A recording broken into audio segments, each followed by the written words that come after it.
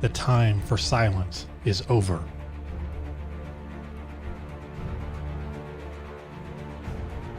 There was once an unprecedented time in American history when common citizens of their day began to define the rights of man and documented how those rights were being violated by their current government.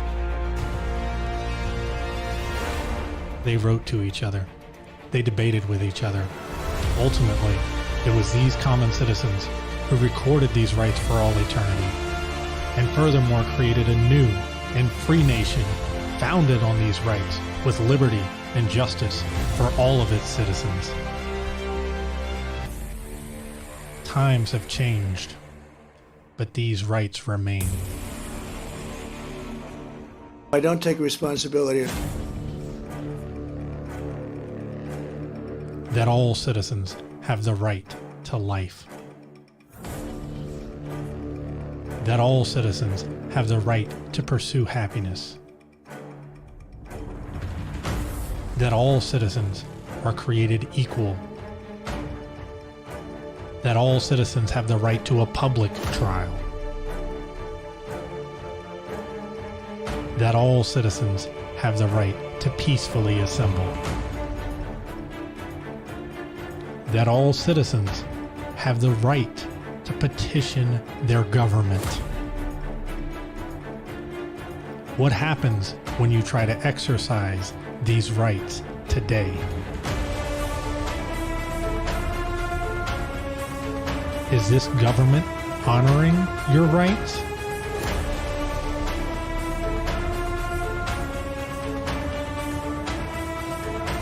Or are they violating them? Is this the government that those citizens aspired to?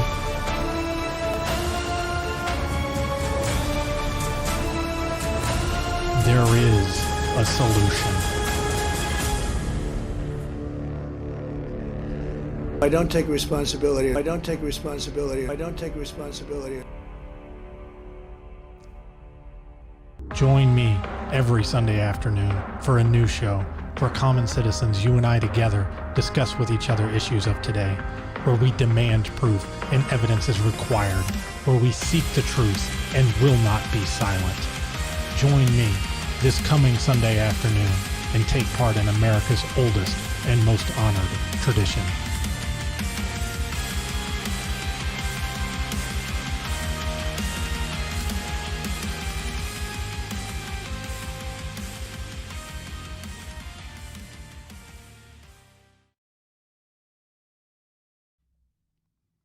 Good afternoon and welcome to The Left Speaks. Wow, what a week. I mean, first presidential debate.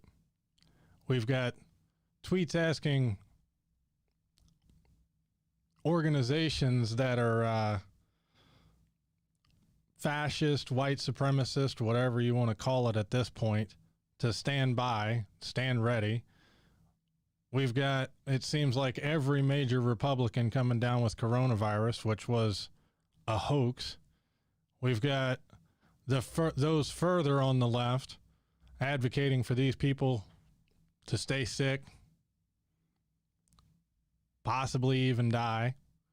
We've got major members of the Democratic Party trying to be civil and hope that they survive this mess of their own creating, if you ask me, but, you know, at least come out of it well and make it through. And we've got those on the right asking, where's the civility? Where's the tolerant left? Amazing how quickly things are reversing here. We're going to touch into a couple of topics today, and as always, the phone lines are open. If you're a conservative, you get priority. 855-915-5338, 815-955-LEFT. I'd love to speak to you. Again, pretty much any topic is open. This episode's going to be a little bit different. We're not going to have as many video clips for some things. There's a personal experience I've had in the last couple of days that I'm going to relay. Obviously, I can't share some of that stuff because there's other people's names involved. So I'll relay the story I will not be able to provide a source on it right now. I think you can talk to people that are a little bit more vocal in politics and find the same information. I also think in the next week or two, we'll have some statistics and data coming out that hold that up. But there's a reason that people have been concerned about Trump's sayings emboldening those people that are on the extreme right. So we'll talk about that a little bit as well. As always, coronavirus, Black Lives Matter, civility between both sides at this point, which is what a lot of this episode is going to focus on. Those are all up for discussion. Some of the radical right stuff's going to be up for discussion. And some of the radical left stuff is up for discussion. And if you have a take, again, feel free to call in 855-915-LEFT. So the first thing we're going to talk about today is the new calls for civility on both sides. Why isn't the left, or why rather are some of those members of the left not feeling sorry for this president who was recently diagnosed with coronavirus and transferred to Walter Reed Hospital, though they're saying his condition is fine right now? Why don't those on the left get all over Twitter and get all over Facebook and wish him the best? Why is the so-called tolerant left not very tolerant of this particular president? And why is the so-called tolerant left not in some kind of mourning or awe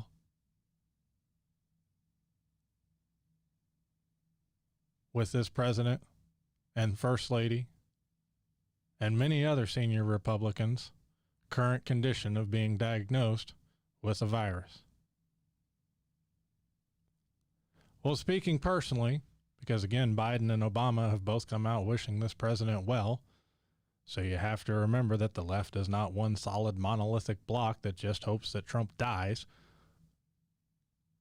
But speaking personally, as somebody who holds left-leaning views and loves this country and loves its citizens, I don't want the man to die from coronavirus. I care about his condition about exactly as much as he's cared about the 205,000 Americans who have currently died while he said that it's a hoax, while he said that it's a Democratic hoax and it's no big deal. But I don't want the man to die. Do I think the vice president might address it more strongly than somebody who's gotten up in front of thousands of people and said that this is no big deal and we're going to be opening fine in about 2 weeks, and has said that for like the last 6 months? Yes, I think the vice president might take it a little bit more seriously. But I don't want the man to die.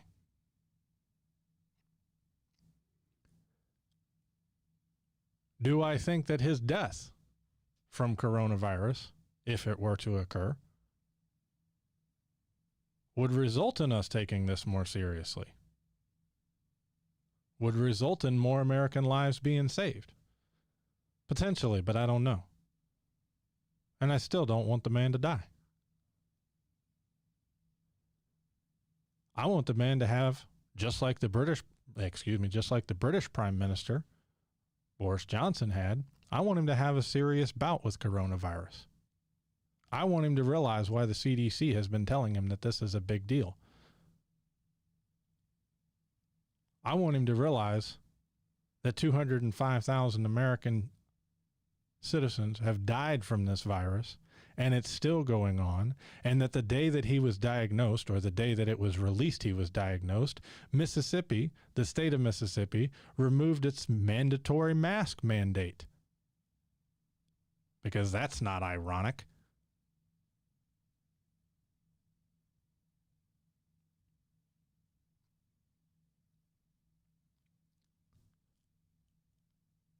I don't want the man to die because A, I don't want a president to die.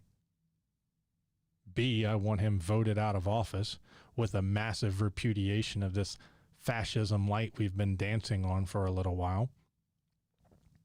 And I don't want him turned into some kind of martyr by some of these conspiracy theorists out there on the right that are going to start immediately after his death talking about how it wasn't really coronavirus.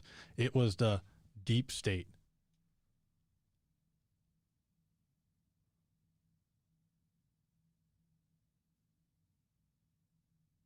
I want it proven this November that this kind of message of hate and bigotry is not electable.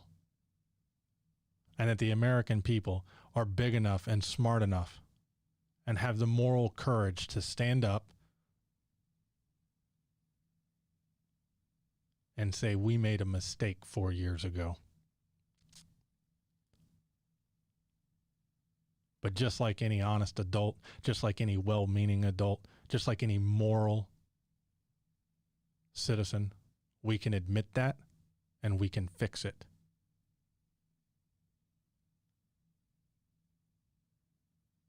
I don't want the man to die because I don't want somebody else running on this message in 4 years.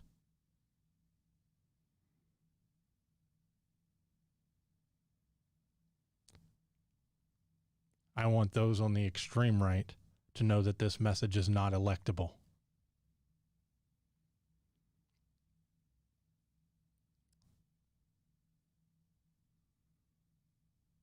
And then I want this man prosecuted to the fullest extent of the law for the different crimes he's committed. That would be my ideal outcome. Now, Mr. Chris, on the left, you're not being very tolerant right now. The man is sick. The man might be potentially dying.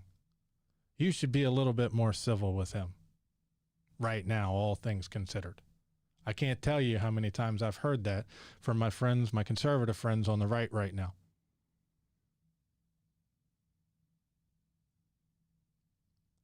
And all I have to say to that is after the last 4 years of this president openly mocking people,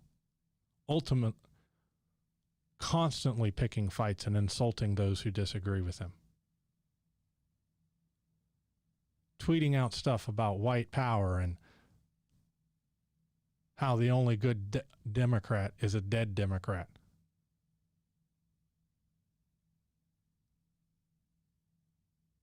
I don't care about your calls for civility until you're going to hold your own side, your own president, the leader of your party, to the same standard.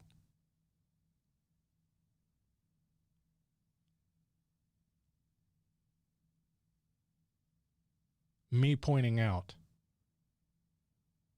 that your president has not taken this disease seriously. Me pointing out that for the last 6 months now, he said it's no big deal and that we're all going to be fine in 2 weeks and that we're going to reopen. Me pointing out that we have 205,000 American citizens who have died to this disease that is no big deal. Me pointing out that the CDC is saying that if we all just wore masks, did nothing else but wore masks between now and January, we would save potentially 66,000 Americans. And me pointing out that your president is against wearing masks. Those are statements of fact. I'm not sorry they don't make your president look good. It is not my fault that your president has been on the wrong side of every single one of these statements. It is not my fault that your president refused to wear masks and take basic precautions. And it is not my fault that he holds rallies where masks are discouraged. And it is not my fault that he holds photo ops where masks are discouraged. It is not my fault that he ignores rules or guidelines that are saying that you're not supposed to have large gatherings right now. And it's not my fault or any of us on the left that he came down with coronavirus. Let's pretend for a minute that we're talking about somebody that's not your president. Let's pretend that we're talking about your buddy, your friend, just some random guy that you happen to know. And let's say that you took this disease halfway seriously. You quarantined your family. You started working remote from home.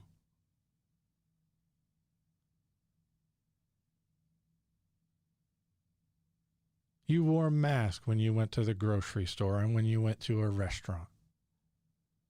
You bought some extra hand sanitizer instead of 5 shopping carts full of toilet paper when this all broke out. Let's say all you had done was wear a mask and stay away from concerts and bars and packed basketball and football stadiums. And let's say your friend had done none of these things. Let's say your friend was going to open-air concerts and packed stadiums. Let's say your friend thought masks were a violation of his personal freedom. Let's say your friend thought that the coronavirus was a hoax. Let's say your friend went about life as usual.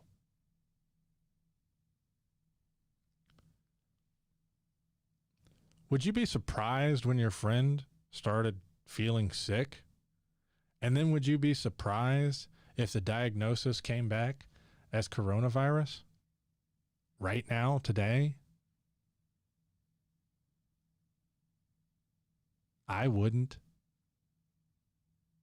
If you go do all the things that the scientists and the doctors are telling you are not smart to do right now, you're playing with fire. If I tell my 5-year-old son, don't go touch the stove because the stove is hot, and here's 205 other thousand people, one after another, you can see them, that have touched the stove and lost their lives, and here's hundreds of thousands of more people who have touched the stove, and you can see that their hands are burned. And here's the pictures of the people in the hospital because they touched the stove.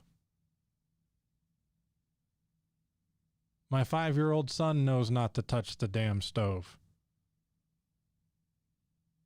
If you're going to play with fire, you risk getting burned.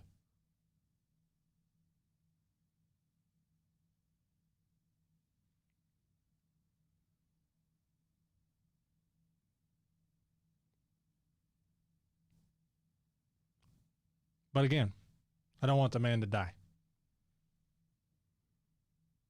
I want this entire message, this anti-science message, this anti-education message, this message of hate and bigotry to be rejected. That's what I want.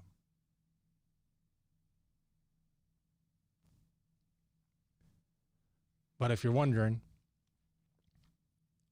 why some members on the left are having an issue being civil right now, it's because civility has not been this president's strong suit. And it's because those of us on the left find it a little poetic that the guy who's saying it's a hoax and promoting the anti-mask protests that took place a few months ago and has been saying that this is no big deal and holding rallies around the country is now having to admit that, no, well, maybe this is a real thing.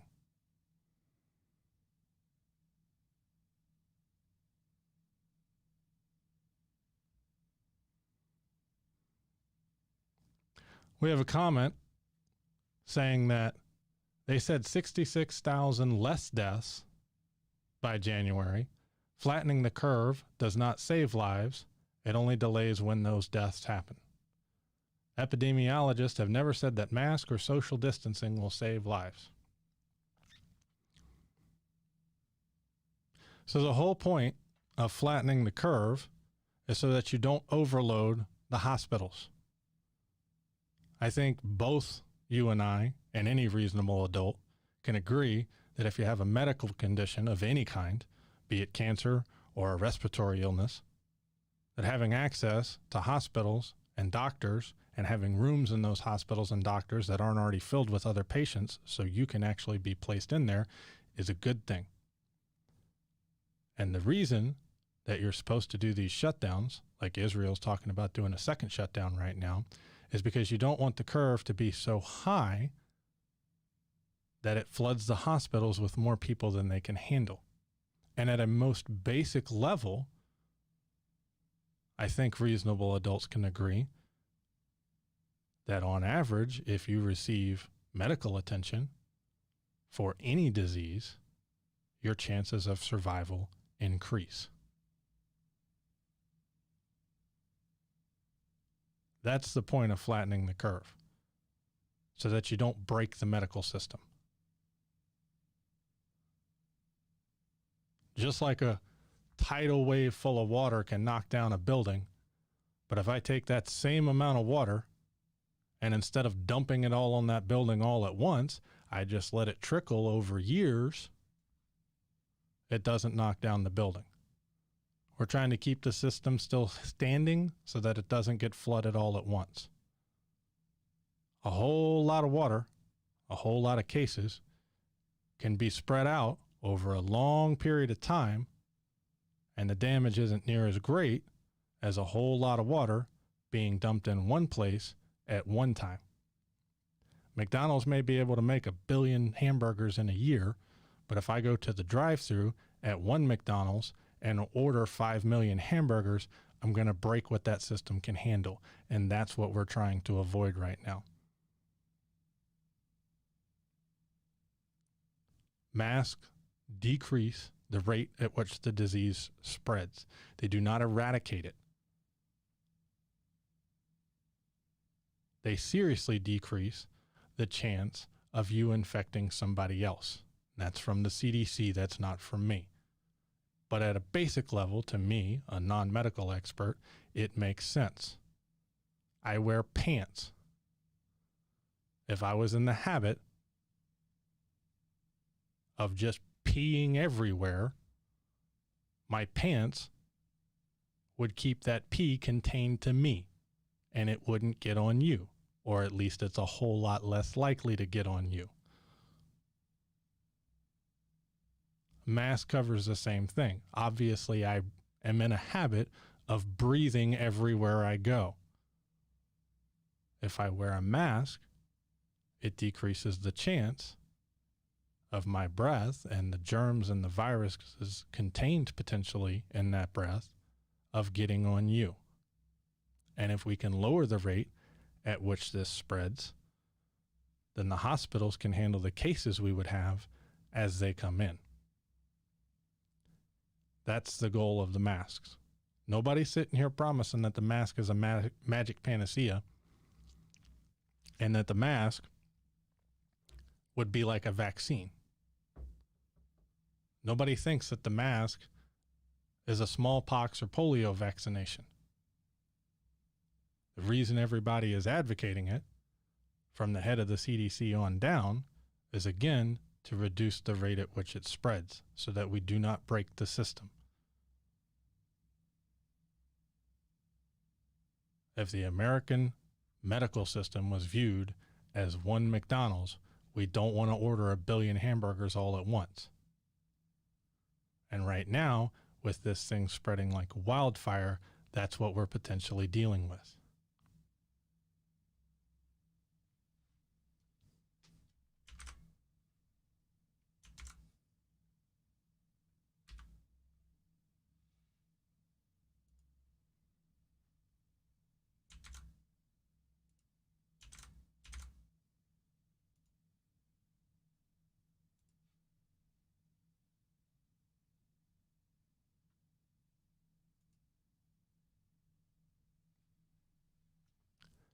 this is what we're looking at in terms of total cases since the CDC began tracking it. As you can see, we never succeeded in flattening the curve. We are tracking on exactly what we were worried about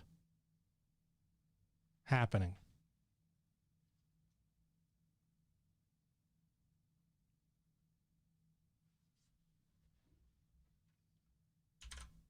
This is why we're pushing masks so hard.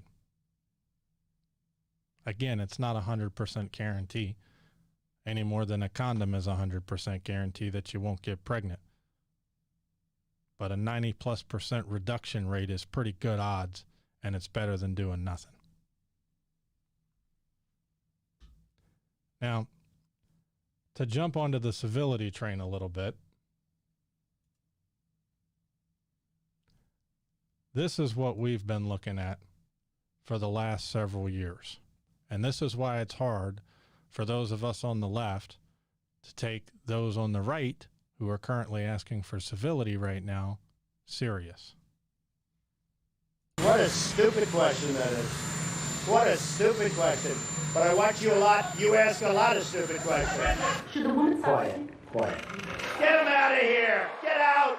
Excuse me, sit down. You weren't called. Sit down. Sit down. Sit down. Go back to Univision. Quiet. I'd like to punch him in the face, I'll tell you. He's a sleaze. Why am I sleaze? You're a sleaze. Quiet. Since you are attacking our news organization, can you give us a chance? Your organization. You are attacking our news organization. Quiet. Knock the crap out of him, would you? Seriously. Now, obviously, he's speaking to people that he disagrees with. I understand that. But those of us on the left disagree with all the policies he's putting into place. You know, the thing that's led to those 205,000 and counting dead Americans. So if that behavior is okay on that side, if it's okay from President Trump, then why is it not okay from those of us on the left? That's, again, what I'm dealing with. It's hard for me to see past the hypocrisy. If you want to vote for that kind of behavior,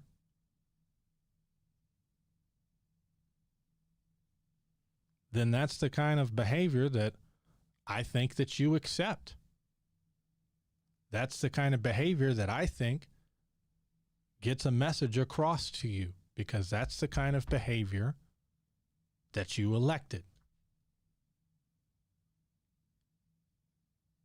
Now those, okay, some of that was just argumentative. That's fine. I understand that. But wait, there's more. Now the poor guy, you got to see this guy. Oh, I don't know what I said. He's going like, I don't remember. Maybe that's what I said. This is 14 years ago. They didn't do a retraction.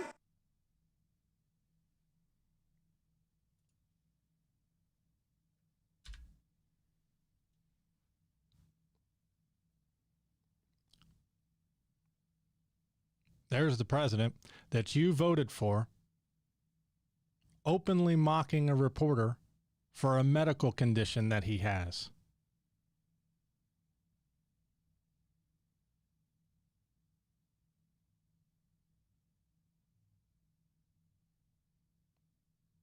It would seem to me, again, trying to be generous here and play by the same standards, that if this is the kind of behavior that resonates with conservative voters, and I would be led to think that, since obviously this is the leader of the Republican Party right now, that if I want to communicate effectively with you, then maybe mocking existing medical conditions, you know, like testing positive for COVID after saying for months that it's a hoax and everything is fine and that we're going to go back to normal in 2 weeks, it would seem to me that maybe an effective method, and a method that you would appreciate as a conservative for me to use in communicating with you, would be mockery. I don't know where I'm getting this impression from. Maybe I should look to the leader of the Conservative Party to see what kind of way he conveys his message. I would think that looking to the leader of either party would be a fairly useful tool in understanding how the members of that party communicate with each other.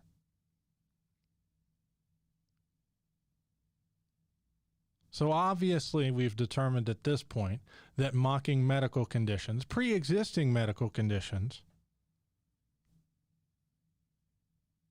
is not off limits, is well within the bounds of political discourse.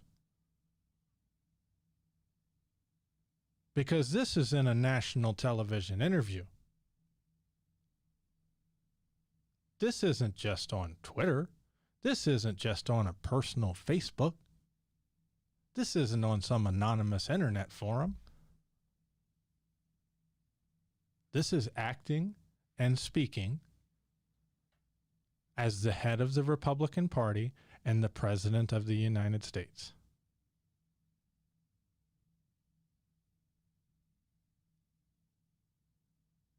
So again,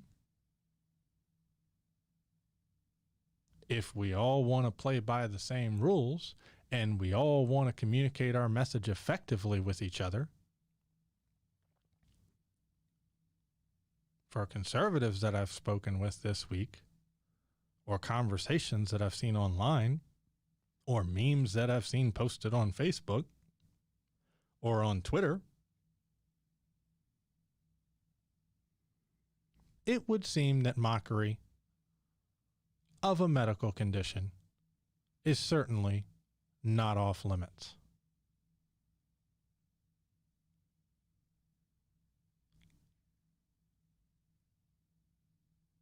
As you conservatives have pointed out for 4 years now, he's not just your president, he's the president of every American. So we're just following his example.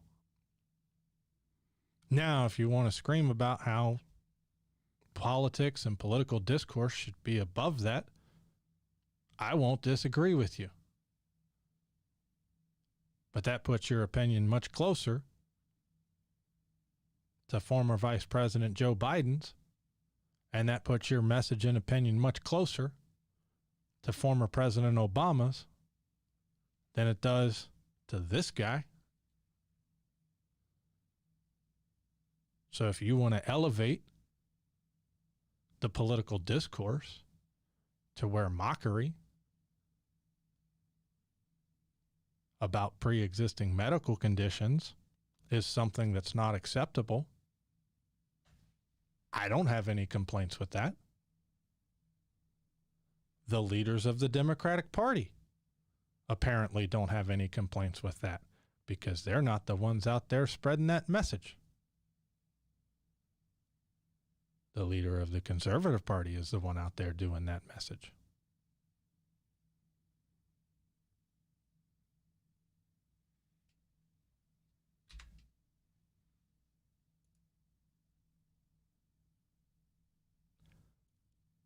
Oh, but they're talking about him dying. Early Tuesday morning, as seen in this screenshot shared by MSNBC producer Kyle Griffin, the president retweeted an image posted by a Trump supporter that shows a train bearing the Trump label barreling into an image of a CNN journalist. The president then quickly deleted the post.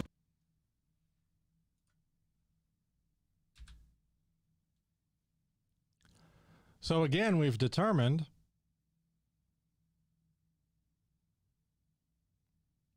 that tweeting or saying things online about the opposition and making jokes about their death is well within the bounds of conservative political discourse.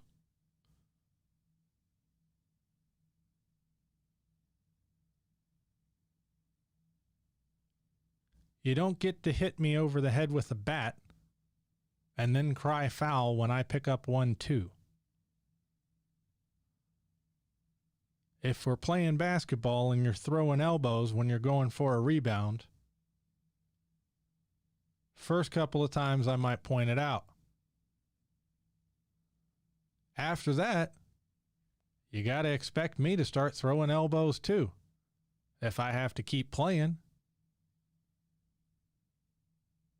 And then for you to sit there on your side and scream foul when you don't like getting hit by elbows, hey, I'm fine with changing the rules and what's normal back to not throwing elbows. I'm fine with elevating the level of political discourse. I don't see Obama and I don't see Joe Biden out there tweeting about running over Fox News commenters with trains. Oh, but that was a political cartoon. Chris, that was a political cartoon. It's no big deal. Can't you take a joke, man? Your own president deleted it because he realized he crossed the line. So I'm not the one making a big deal about nothing here. But hey, if you want one that's not a cartoon,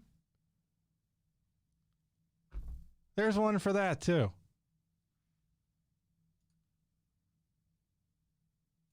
I've come to a place where I've come to the conclusion that the only good Democrat is a dead Democrat.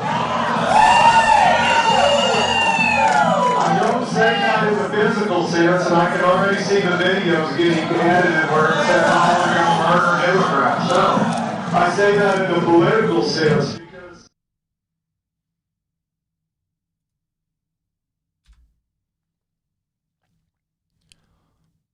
Now, why, Chris, is some speech at what looks like a rodeo or something by some cowboy? Why does that matter? Everybody's entitled to their opinions. They surely are. I've got no disagreement with that. Your president retweeted it. Your president expanded that message to a national audience. And when you send something out again, you're implicitly saying, I agree with this, unless you explicitly at the top say, I disagree with this.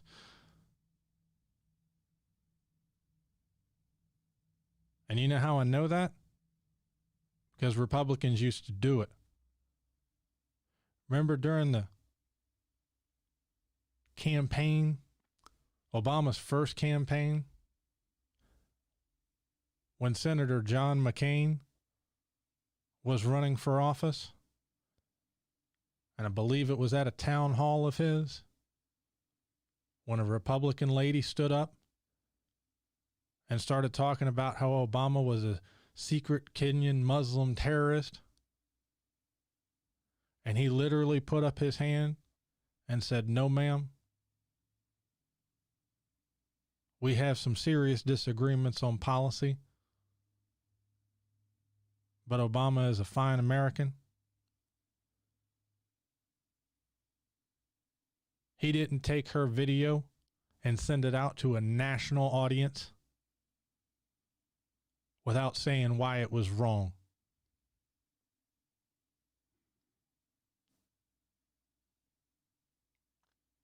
But if you're going to say and send out as the head of the conservative party in American politics that the only good Democrat is a dead Democrat, and I don't mean go out and murder Democrats, I mean in the political sense, and you're going to say that mocking people with disabilities, pre-existing medical conditions, is acceptable behavior,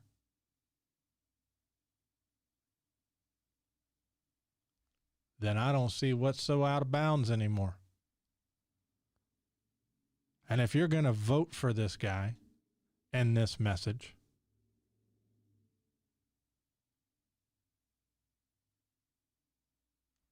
then I don't see where you have room to cry foul when your opposition starts trying to play by the same rules.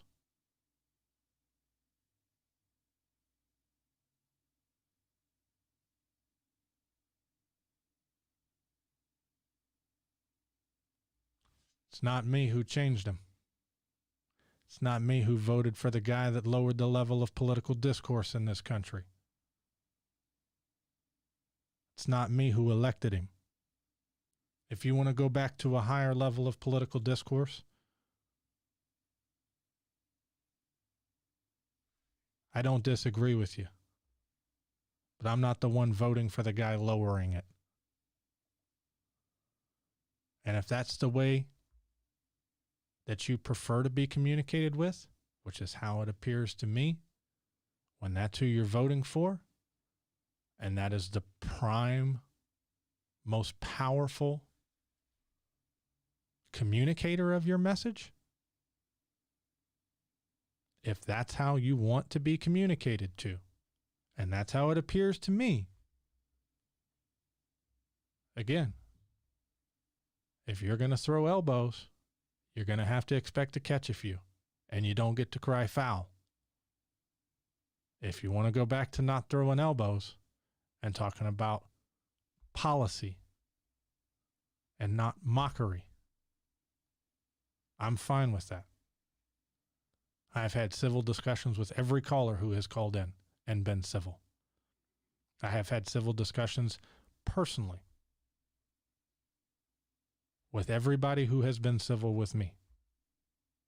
If you want to get into insults, if you want to get into mockery, we can go there. But I'm not the one making that decision.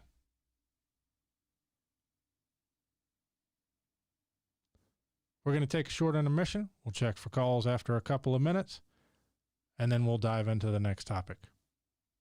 Thank you, and I hope you're enjoying the show.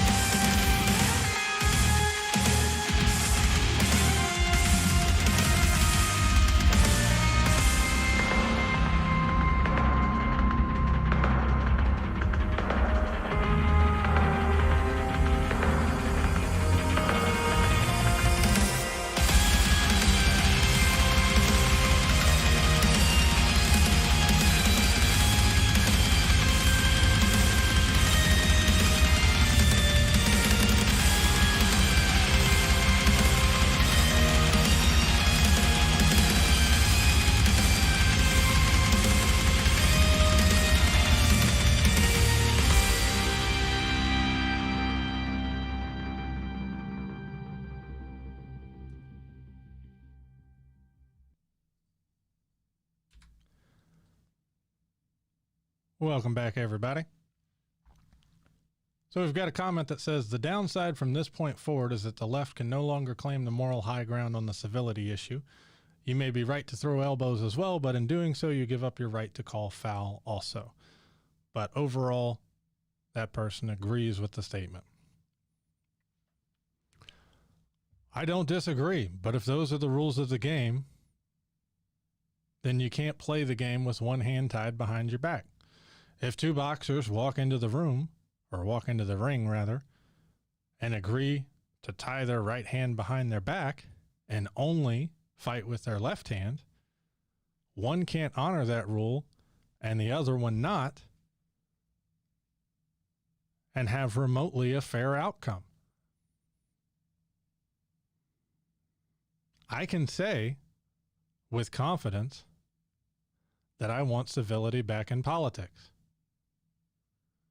But if the other side does not agree with me and does not hold their own side to that same standard,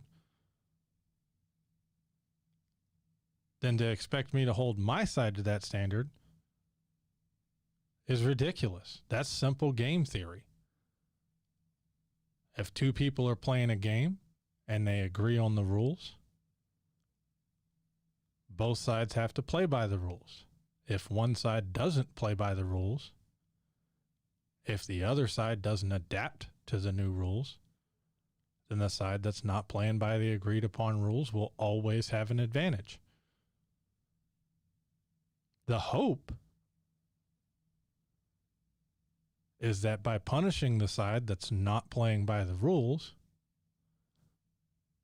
they remember why they agreed to those rules in the first place, and that you can return to the rules being put back into place that everybody agreed was a good idea. Again, as I pointed out during that segment, remember that it's not the leaders currently of the left, of progressive politics in this country, and I'm using the term progressive very loosely because obviously I don't agree with President Biden or former Vice President Biden on every topic. But they're not the ones that are being uncivil. They're not the ones wishing Trump anything other than a speedy recovery. Me personally, while I don't particularly hope it's speedy, because I don't want him coming out and minimizing this message, this virus, yet again, I do hope he recovers well. But I hope he has a serious enough case that he takes it seriously from here forward, just like Prime Minister Boris Johnson of the United Kingdom did. Boris Johnson was on the Trump message 4 or 5 months ago. You don't need to wear a mask. You don't need to take this seriously. We'll be fine. The system can handle it. And he decided it would be a great photo opportunity to walk into a hospital full of COVID patients and shake hands while not wearing a mask.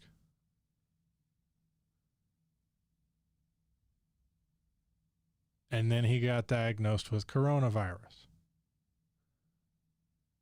And then, just like President Trump, he got transferred to a hospital for observation. And then, for Prime Minister Boris Johnson, his case took a serious turn for the worst. For the worse, excuse me. He ended up in intensive care and was out of commission for, I believe it was 2 weeks.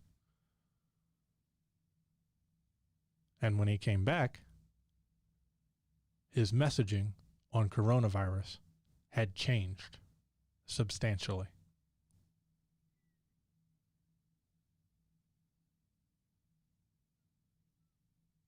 And that's what I want. I want the messaging to change so that less people in this country get affected by it, so that less American citizens die, so that less American citizens end up with permanent respiratory conditions as a result of this that will affect them for the rest of their lives, and so that less American citizens end up with permanent heart conditions, which we know COVID can cause, that will affect them for the rest of their lives, and that less American citizens end up with less medical debt that will affect them for the rest of their lives. Again, I don't want Trump to die. I'm not the one up here saying that. But I do want him to realize that the stove is indeed hot. And if the only way for him to realize that is to touch it himself and get burned, not killed, burned, so that he will quit telling his fellow supporters to touch everybody else with the stove and to touch the stove themselves. And so he will start telling them, hey, that stove over there, it's really hot. You shouldn't touch it. We need to take that thing seriously. This is no joke. It can hurt you. If he has to get burned a little himself to realize that, so that we can, get down to the serious work of saving American citizens, instead of leaving this to all the individual governors to figure out,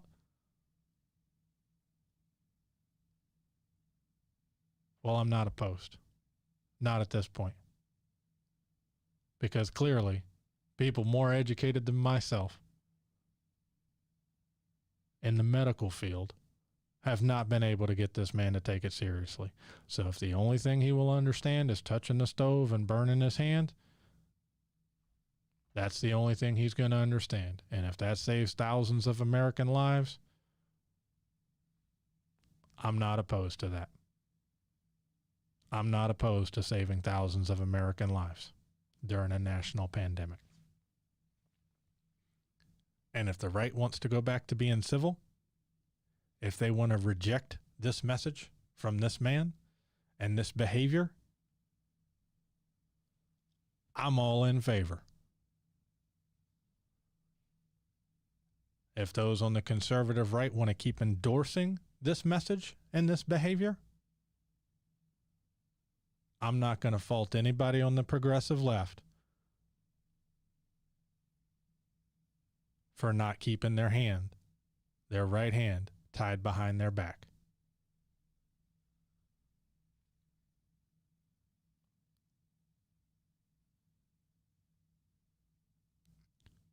Saving lives is more important than being able to claim the moral high ground and a moral victory. But I will say, again, that if you want to come back to civility and have a civil discussion, I'm all in favor of that.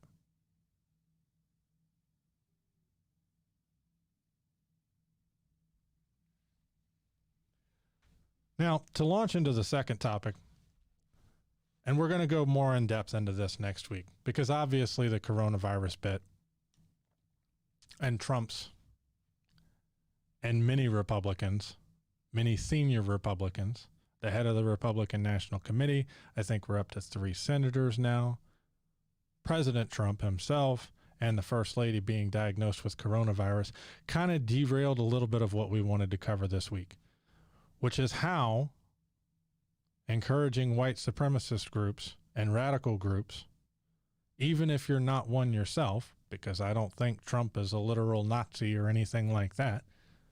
He might be a little bit of a bigot, but that's not the same thing as being a card-carrying member of the KKK, okay, and I recognize that distinction, but how he's emboldening them.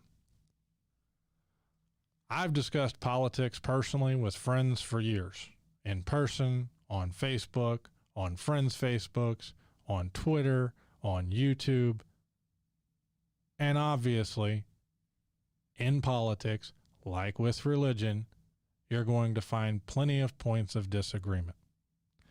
Now, this is the segment, and I'm not going to spend a whole lot of time on it. I will have more documentation for you next week, and we will dive into it further next week. But this is the segment I mentioned at the beginning of the show where I'm going to talk about my personal experience for a minute here. I have never had death threats wished to me personally. Not talking about speaking as the host of the show. Personally. That changed after the debate.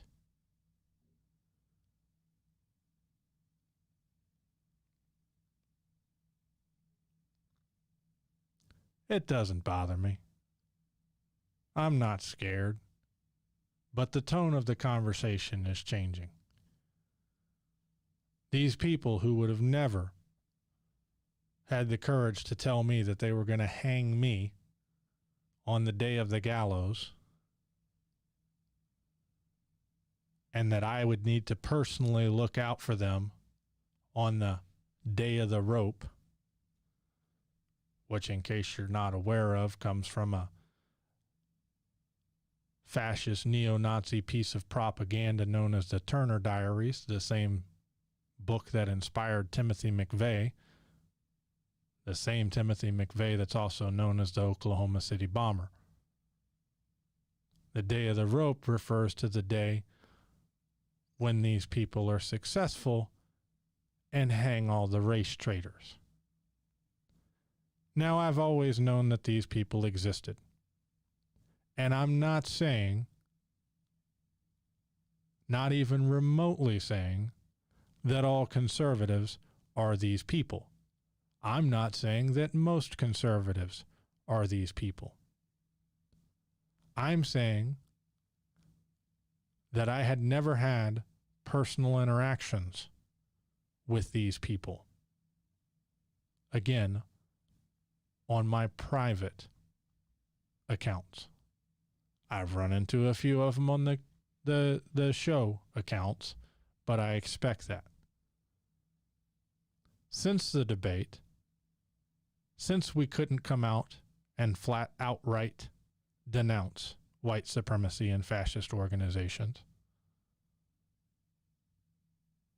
I have run into 3 separate individuals, again, who are now comfortable making these statements public.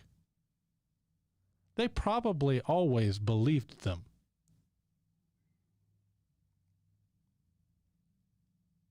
Obviously, I don't think these guys went and read a bunch of neo-Nazi fascist propaganda since the presidential debate. But the point is, now they're comfortable making these statements in public, using real names instead of anonymous names.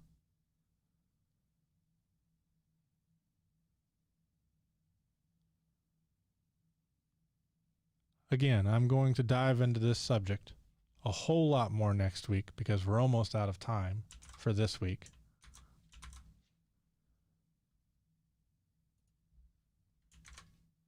But speaking personally,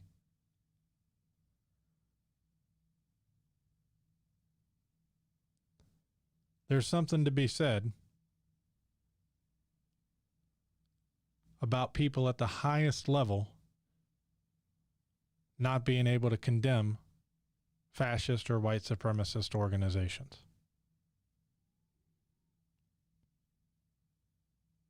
And then those people that are members of those organizations or think the same way that they do,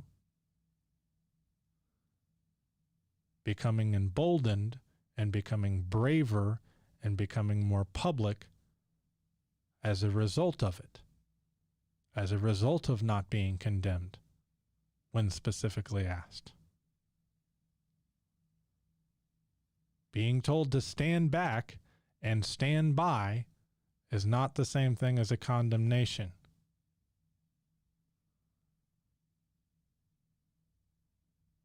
If I took my former military unit, my infantry unit, and told my soldiers to stand back and stand by, that is not remotely the same order as to stand down.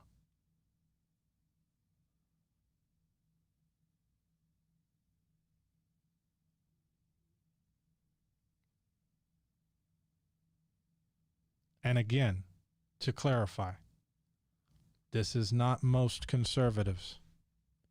This is the fringe lunatics,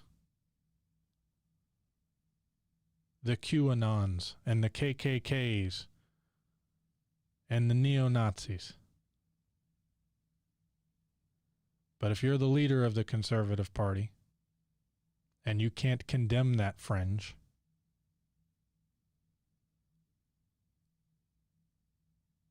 then there's a major problem. And that's what we'll be discussing next week.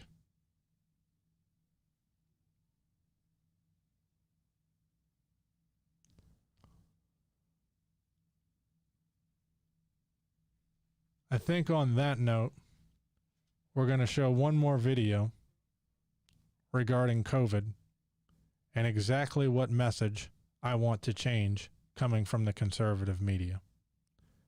And then we'll wrap up the show.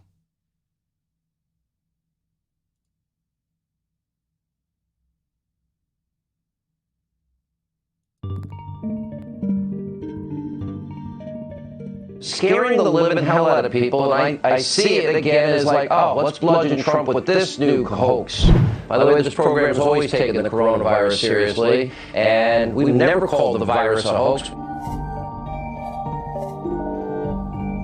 I feel like the more I learn about this, the less there is to worry about. I was about to say the same thing. Let me tell you something. This virus should be compared to the flu because at worst case scenario, it could be the flu. So all the talk about coronavirus being so much more deadly doesn't reflect reality. Without a vaccine, the flu would be far more deadly. This is yet another attempt to impeach the president. And sadly, it seems they care very little for any of the destruction they are leaving in their wake. We don't have immunity to this virus. It's a new virus. It's a pandemic strain of a virus we haven't seen before. You know, it's critical we know who has this. We must test for the virus in order to stop the spread of it. We're facing an incredibly contagious and dangerous virus that is moving across the world from one hotspot to another. We kind of laugh at it, but nothing to laugh at here. By the way, this program has always taken the coronavirus seriously, and we've never called the virus a hoax. It's like, oh, let's bludgeon Trump with this new hoax. I'm not afraid of the coronavirus, and no one else should be that afraid either. I'm responsible for transmitting accurate messaging and information. I was pretty calm before all this, but then I got a little less calm when people told me to stay calm. The hate is boiling over. Democrats and their media minions are even trying to blame President Trump for the global coronavirus. Anything to attack President Trump. It's the Trump virus. What are you talking about? You know, he brought Ebola. He's imported Ebola into America. I look at Ebola as a medical terrorist. There's no reason to panic at all. There's tons of hyperbole and speculation, none of which is helpful at all. The entire problem we're having is due to panic, not the virus. Ebola fear spreading across the nation. It's scary. This Ebola crisis and this Ebola scare. Do you think America could be overwhelmed with Ebola? Absolutely.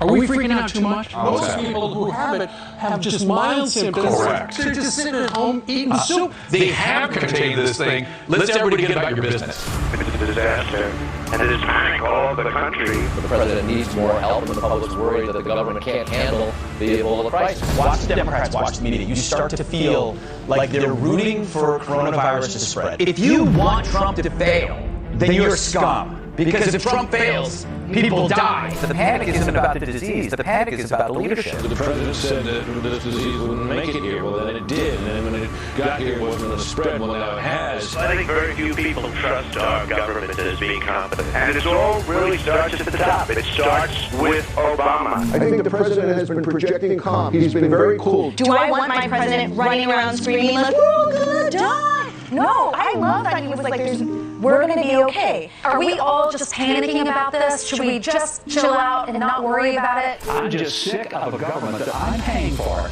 telling me not to worry and just trust them. I think the President of the United States, by his lackadaisical attitude, is responsible if there is any hysteria. There is no need to panic like Nancy Pelosi and Chuck Schumer want you to do. Anyone who is exacerbating the unease that the American people feel, shame on them, reject them. This is so insane, and I'm so angry now, and I'm blaming it on the president, those morons at the CDC, those morons in the White House. We are taking this very seriously at the highest levels of government.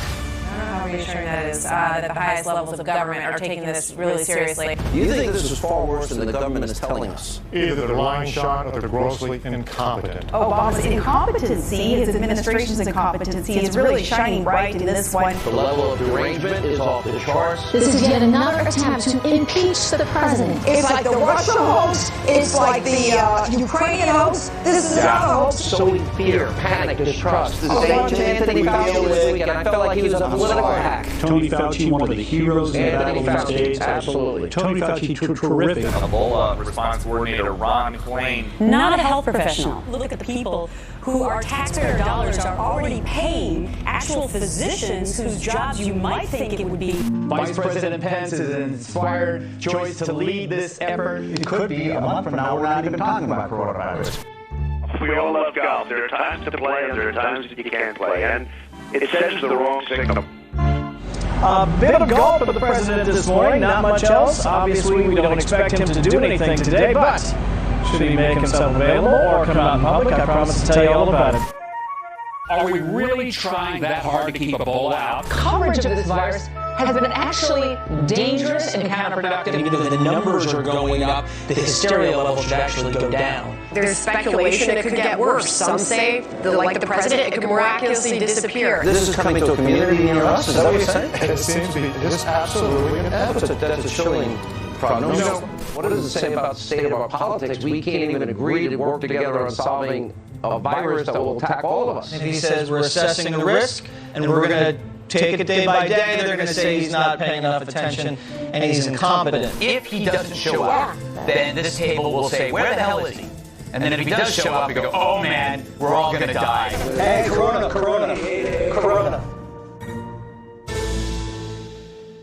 We will never be the destroy psychotic hate Trump media mob. We seek the truth.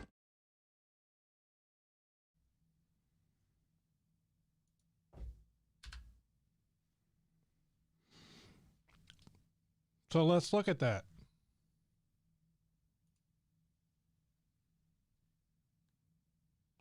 How many total Ebola cases in the United States were causing all that panic? We had 11 with 2 deaths.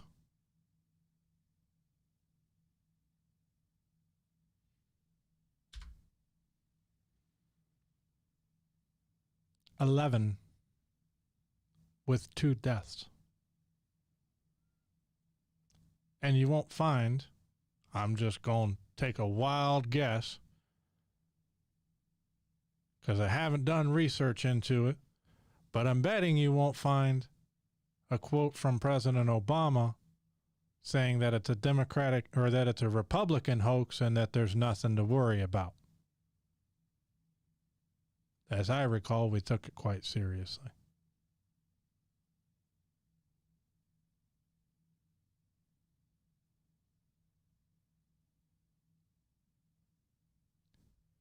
That's the message I want to change. That's the reason I'm okay with President Trump getting his hand burned by touching the stove.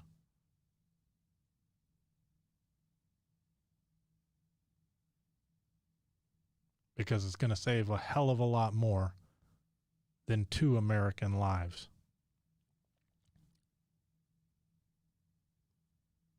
I don't want it to go to hysteria mode either. They don't need to blow it up to the same sense that they were propagandizing Ebola. But if you're going to take Ebola that seriously,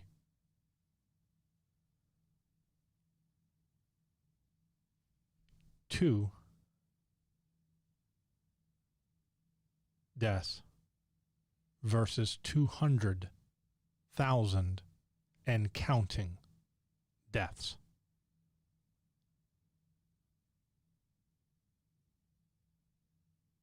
And you feel free to tell me which one Fox News and conservative news media wanted to take more seriously.